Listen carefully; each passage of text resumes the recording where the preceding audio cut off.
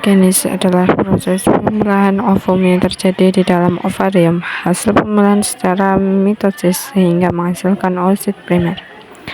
Lalu, saat masa pubertas, oosit primer akan mematang dan melakukan pembelahan meiosis 1, menghasilkan oosit sekunder yang berukuran besar dan badan polar primer yang berukuran kecil.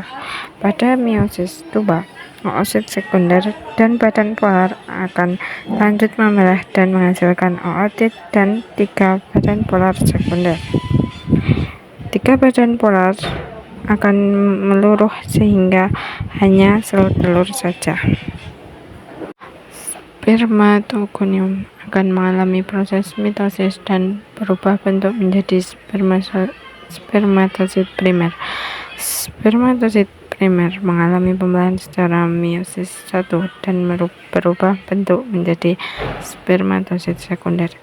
Spermatosit sekunder tidak lama kemudian tahap proses ini terjadi pembelahan lagi, yaitu meiosis 2. Hasil dari pembelahan tersebut yaitu spermatid itu tidak mengalami pembelahan lagi sesuai keadaan yang terjadi, melainkan diferensiasi menjadi spermatozoa pada induk telur. Spermatozoa yang sudah selesai akan menuju tempat penyimpanan sperma, sementara sperma akan keluar pada kondisi epididymis sudah tidak bisa tertampung. Lalu ada struktur sperma. Yang pertama ada bagian kepala. Bagian kepala ini mengandung kromatin yang merupakan bahan DNA yang membentuk kromosom. Dan bagian kepala ini ada akrosom dan nukleus. Akrosom itu adalah memfasilitasi fertilisasi dengan membantu sperma menembus lapisan luar sel telur sehingga memungkinkan terjadinya pembuahan. Lalu kalau nukleus itu inti sel yang mengandung materi genetik DNA dan protein.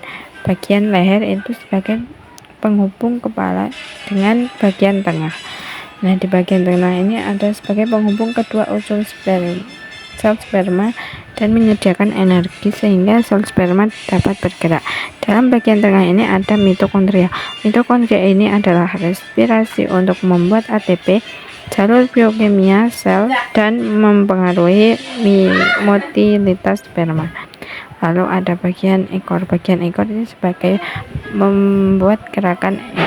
Ekor ini akan mendorong sperma ke depan menuju sel telur untuk proses pembuahan. Bagian ekor ini ada aksonem. Aksonem ini alat motilitas yang membantu sperma bergerak untuk mencapai sel telur. Lalu ada struktur ovum, yaitu yang pertama adalah folikel cell, yaitu kantung cairan kecil yang berisi sel telur yang belum matang. Ini sebagai siklus menstruasi dan kesuburan. Lalu ada korona radiata. Ini membantu sel telur menempel pada rahim setelah keluar dari ovarium. Lalu ada nukleus. Nukleus ini sebagai menyimpan informasi genetik dalam bentuk DNA, mengontrol pertumbuhan dan pembelahan sel. Lalu ada sitoplasma. Sitoplasma ini menyimpan bahan nutrisi untuk embrio yang berkembang setelah pembuahan. Lalu ada zona pellucida.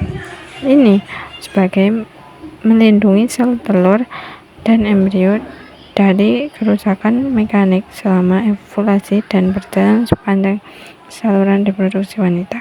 Lalu ada perivitellin space. Ini melindungi otot, memfasilitasi interaksi antara sperma dan sel telur. Plasma membran itu melindungi sel telur, mengatur pertukaran zat. Lalu ada nukleolus.